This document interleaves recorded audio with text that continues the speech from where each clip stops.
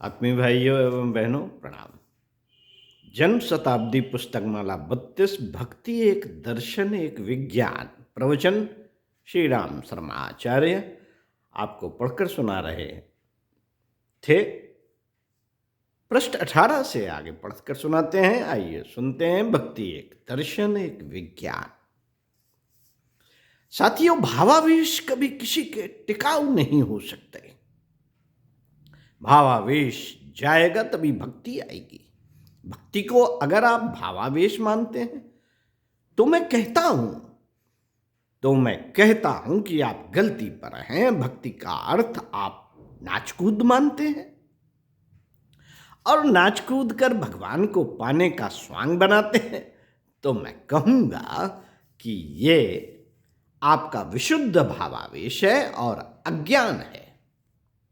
भक्ति एक सिद्धांत पर टिकी हुई है, भक्ति एक आदर्श पर टिकी हुई है, भक्ति एक फिलॉसफी है, भक्ति एक जीवन की प्रक्रिया है। अगर आप उसको ग्रहण कर सकते हो तो मैं आपको वचन दे सकता हूं, विश्वास दिला सकता हूं कि भक्ति आपका फायदा करके जरूर दिखाएगी और भक्ति के चमत्कार आपको जरूर देखने को मिलेंगे, लेकिन भक्ति सही होनी चाहिए।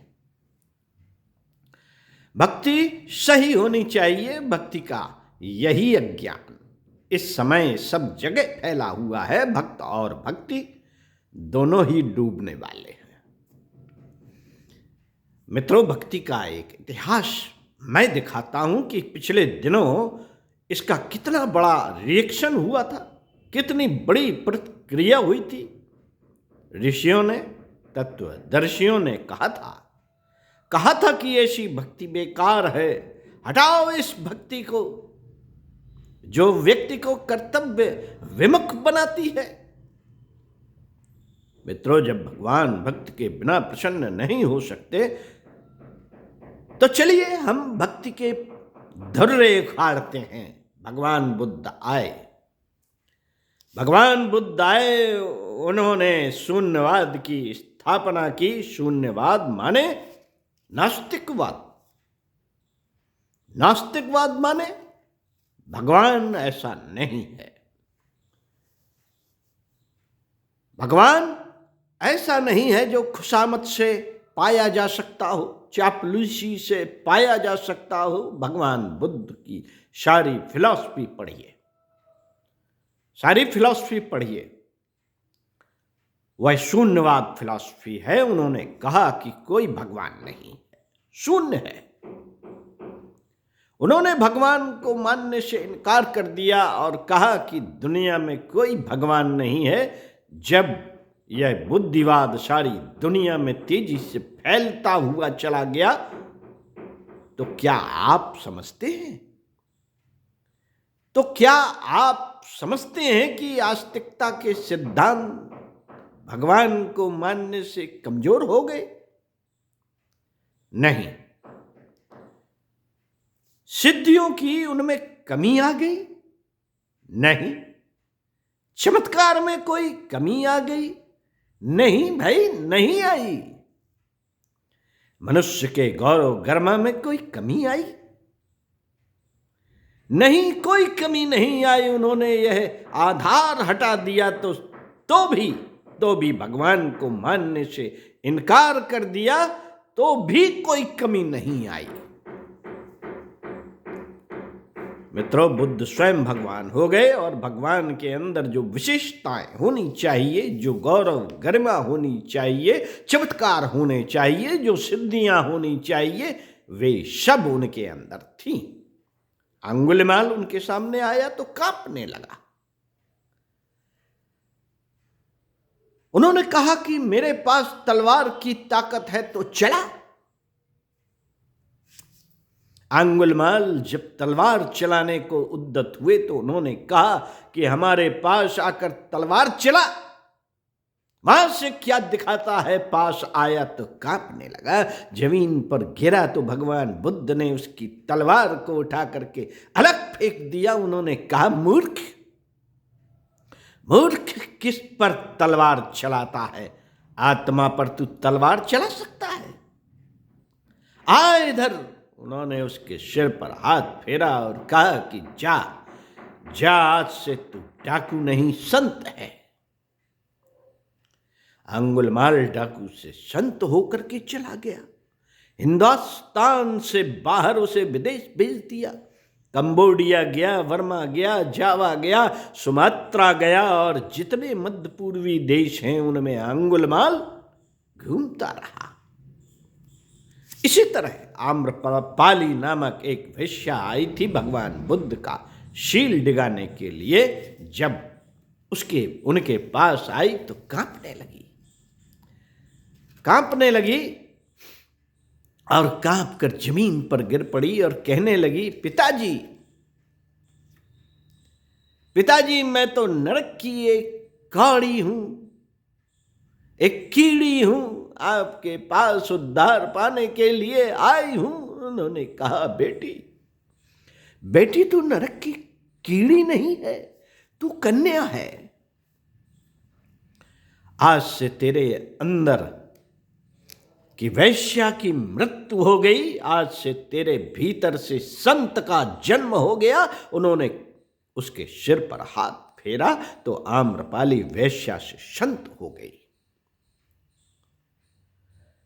और संघमित्रा के तरीके से वह हिंदुस्तान से बाहर गई थी। वह श्रीलंका और दूसरे देशों में गई और उसने ढेरों के ढेरों विहार बनाए थे। नालंदा का बौद्ध विहार उसी के पैसे से बना था। तक्षशिला विश्वविद्यालय का जीर्णोद्धार हर्षवर्धन के पैसे से हुआ था, लेकिन नालंदा के विश्वविद्यालय का विकास आम्रपाली के पैसों से हुआ था। भगवान बुद्ध ने उसकी शान बदल दी। हर्षवर्धन को उन्होंने क्या से क्या बना दिया, अशोक को उन्होंने क्या से क्या बना दिया, समय को उन्होंने कहां से कहां बदल दिया। उस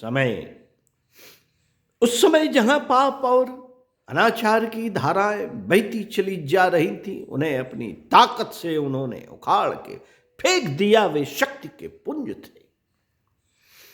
मित्रों, नास्तिकता की वजह से क्या भगवान बुद्ध में कोई कमी आ गई? नहीं बेटे, कोई कमी नहीं आई और न आ सकती है। भगवान को माने या न माने, किंतु अगर आस्तिकता के सिद्धांत अपने जीवन में धारण कर सकता हो तो आदमी भगवान का सच्चा भक्त हो सकता है, सच्चा ईश्वरवादी हो सकता है। जैसे कि भगवान बुद्ध ईश्वर को न मानते हुए भी हो गए। पिछले दिनों भक्ति के नाम पर फैले अज्ञान ने, जिसे हम परावलंबन कहते हैं, जिसका एक अमेरिकन महिला ने खूब व्यंग उड़ाया था, यह महिला हिंदुस्तान आई थी।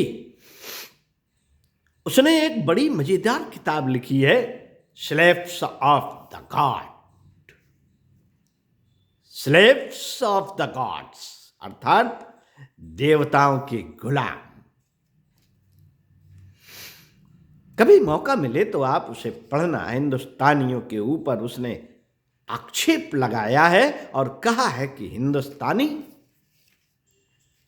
बौद्धिक दृष्टि से गुलाम हैं और जैसे जरखरीद गुलाम हैं कि ऐसे जरखरीद गुलाम हैं कि किसी न किसी की गुलामी किए बिना जिंदा नहीं रह सकते। इसलिए उसने यह हिमायत की कि जिस जमाने में यहां अंग्रेज थे, उस समय हिंदू बिना गुलामी के रह नहीं सकते थे।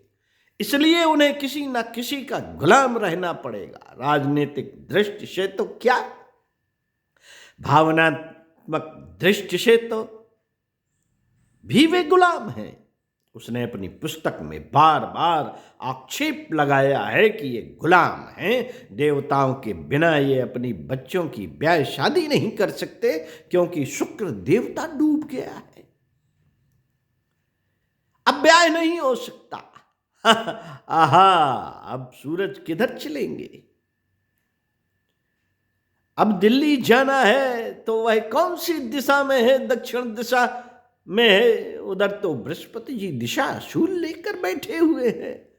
दिल्ली की तरफ गाड़ी में बैठ करके गए तो दिशा शूल तीर कमान चला देगा और आपको शूल के मारे मार डालेगा। दिल्ली आज मत जाना। ओहो, ये दिशाशूल जो बैठा हुआ है, अब यात्रा नहीं हो सकती।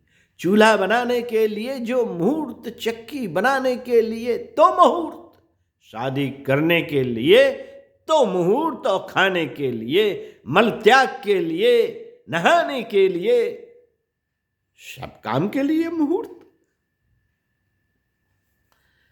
मुहूर्त के बिना ये कुछ कर नहीं सकते। चारों तरफ बैठे हुए देवी देवता इनको पकड़ लेंगे और कान उखाड़ देंगे और दांत तोड़ देंगे। देवताओं के बिना इनका गुजारा नहीं हो सकता। साथियों, आगे आगे बढ़ते हैं, सुनते हैं इसी क्रम में वास्तविकता क्या है। ओम शांति। स्वाध्याय, सत्संग, चिंतन, मनन करते रहिए, प्रसन्न रहिए, खुश रहिए, मुस्कुराते रहिए।